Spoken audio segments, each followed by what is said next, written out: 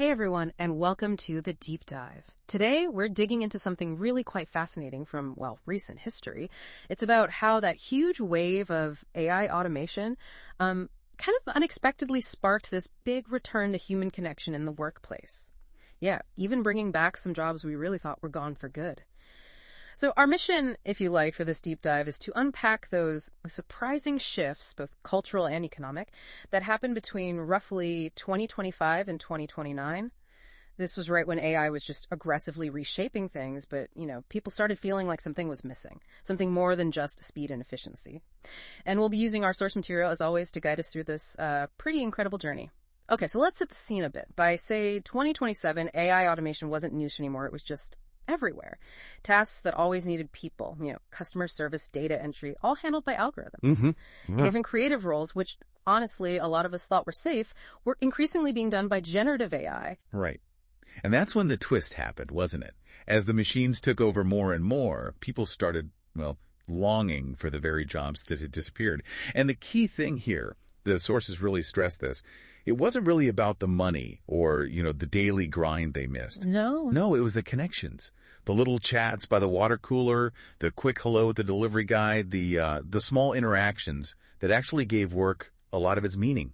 That makes sense. Those little human moments. Exactly. We sort of discovered we missed the human fabric of the day. It was this underlying longing for meaning, not just for getting things done faster. And we started seeing signs of this pretty early on, didn't we? I remember late 2025, maybe? Yeah, around then. Social media just blew up with posts about, jobs we miss, the friendly barista who knew your order, the bank teller you chatted with, and all those viral videos. Young people trying to use self-checkout machines and just failing hilariously, joking about needing a human cashier back. Yeah. But underneath the laughs, you could tell something real was being missed. Definitely. And that sentiment really connects to what the sociologist Dax Hammond pointed out in, I think it was a 2026 interview. Oh, yeah, Hammond. What did he say?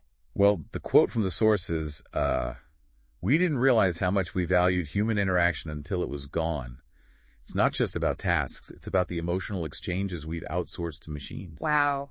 Emotional exchanges we've outsourced, that really puts a finger on it. It does. And that idea, that insight, it just resonated. It kind of articulated what loads of people were feeling, but maybe couldn't quite, put into words themselves. So that feeling, that longing, it didn't just stay online, right? By 2027, it was a full-blown cultural thing. Oh, absolutely. Our sources mention cafes, proudly advertising people-powered services, basically saying, come here for a real human. Mm-hmm. A selling point. And farmers markets just exploded, not just because people wanted local food, but they craved that face-to-face banter, the interaction. Yeah, the direct connection. And even in big companies, there was this surprising return to in-person meetings. Employees are actually asking for them because they just missed connecting with colleagues properly. Which is fascinating, considering how much tech was supposed to count Yes. it. And the really ironic part, AI itself initially played a role in trying to fix this. How so? Well, some of the big players, like Google and OpenAI, according to our sources, they tried to sort of restore humanity to their automated systems. Yeah. They actually programmed their customer service bots to act more human, adding pauses, maybe even deliberate typos, trying to mimic real conversation. Wait, really? They added typos on purpose? Apparently so. Trying to simulate that human imperfection. Huh. Did it work? I can't imagine it did. Not really, no. It became clear pretty quickly. There's a quote from an AI communications startup designer that sums it up. People didn't want a simulation. They wanted authenticity. Right. It just felt fake, I guess. You can tell. Exactly. So that led to a big pivot around mid-2027. Companies started thinking differently. Instead of replacing humans entirely, They started integrating them. yes, integrating human facilitators into the automated workflows. So think about a call center, for example. The AI could handle all the routine stuff, the simple questions, really efficiently. But then a human was always there, ready to jump in for the complex issues, the more emotional conversations, Okay, like a hybrid approach. Precisely. And the source material says these hybrid models were wildly popular. It seems they hit that sweet spot, balancing efficiency with genuine human empathy. Okay, so that makes sense for service roles. But the really surprising thing, maybe, is the jobs that actually came back. Jobs we thought were just history. What does that tell us? I mean, if these specific roles return, what fundamental human needs were clearly not being met by the AI? That's the core question, isn't it? And the sources argue strongly it wasn't about the tech failing, but about us rediscovering what we actually need from each other. Look at the examples given. Doctors, for instance. Right. AI got amazing at diagnosis, treatment plans. Incredible, yeah. But patients still crave the human touch. Deeply. Yeah. So the doctor's role shifted. It became much more about empathy, bedside manner, really guiding patients through difficult emotional health journeys, stuff no algorithm could touch. That human element of care. Exactly. Then you had in-person sales roles making a comeback. Why? Because everything was online. Well, partly because of that, but also because we entered that era of, sophisticated deep fakes and virtual avatars. Trust became incredibly valuable. Ah, I see. So you needed to see a real person. Companies realized that, face-to-face interaction became a way to build genuine trust, to reassure customers they were dealing with someone real, authentic. Okay, doctors, salespeople, what else? Craftspeople, artisans. Really? Like old school crafts? Yeah, because AI and automation handled mass production so easily, so cheaply.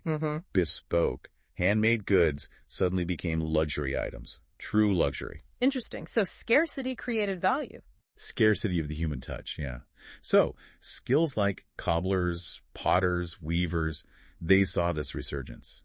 People valued the craft, the story, the human effort behind the object. Wow. So this whole thing, this nostalgia movement, as the source calls it, it really changed how people thought about work itself by 2027, didn't it? Fundamentally. For decades, work was mostly seen as, means to an end. Get money, get status, climb the corporate ladder. The daily grind for the paycheck? Pretty much. Yeah. But when AI started taking over the means, the routine tasks, the production people had space to rethink the end. What was work for? And the answer wasn't just productivity anymore. It seems not. It became more about purpose, about connection, about expressing and sharing our humanity. This whole shift even sparked documentaries, art exhibitions exploring this theme. It really goes back to that Dax Hammond quote again from his 2029 TED Talk this time. Which one was that? He said, "We've been asking the wrong question. It's not what can machines do, it's what should humans do." Ah, yes. That's powerful. It perfectly captures that shift in focus. And as 2027 moved into 2028, this reevaluation, this movement, it didn't really slow down. AI kept getting better, sure, but its role wasn't seen as total takeover anymore. Instead, you had businesses, even governments, starting to actively think about how to preserve human-centered roles. Not because they had to. Easily. Not out of necessity, but out of choice. Yeah. Because society started valuing those human qualities differently. That was the profound change. So wrapping this up then, it's kind of amazing to think that in a world where machines were becoming capable of almost anything, the source material really suggests that the simplest human interactions, the things we maybe took for granted, suddenly felt more valuable than ever. Which leads to the final thought for you, listening.